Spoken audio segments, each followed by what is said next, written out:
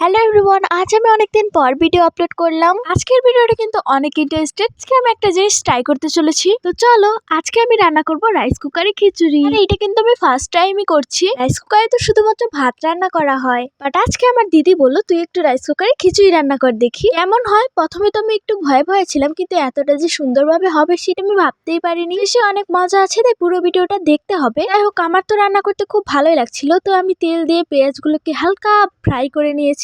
আমি ধুয়ে রাখা চাল ডাল দিয়ে দিচ্ছি। আর এদিকে আমি ম্যাগি মশলা খাচ্ছিলাম, কারণ আমি এটা অনেক ফেভারিট। কারা খেতে পছন্দ করো কমেন্ট করে জানিও। আর এইদিকে কিন্তু এটা হতে অনেক টাইম নিয়েছে।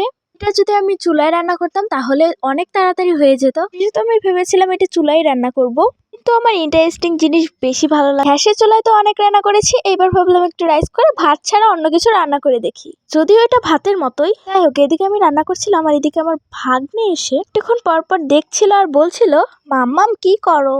ও তো খিচুড়ি খেতে অনেক ভালোবাসে। যাই হোক, আমি একটুক্ষণের জন্য বাইরে বেরোবেরো করতে গেছিলাম আর এদিকে এসে দেখি হয়ে গেছে। আমি আর বাবান একটুক্ষণ খেলা করলাম। আমি এসেছি এইখানে, তো আমার পিছে পিছে এসে দেখো ডাকছে। আমি বাবানের জন্য একটু খিচুড়ি তুলে রাখছিলাম মরিচ ছাড়া, আর বলছি খিচুড়ি। সারাদিন এত ডাকাডাকি করতে পারে। ওকে তো আমি খিচুড়ি দিয়েছি, এবার দেখি বাইরে বসে বসে খাচ্ছে। কাণ্ড দেখো, ওর মায়ের টিপ নিয়ে ওর মাথায় লাগিয়ে রেখেছে। যাই হোক, ভিডিওটা আজকের মতো এই পর্যন্ত। এরকম ইন্টারেস্টিং ভিডিও দেখতে আমার চ্যানেলটিকে ঝটপট সাবস্ক্রাইব করো। সবাই ভালো থেকো, টাটা।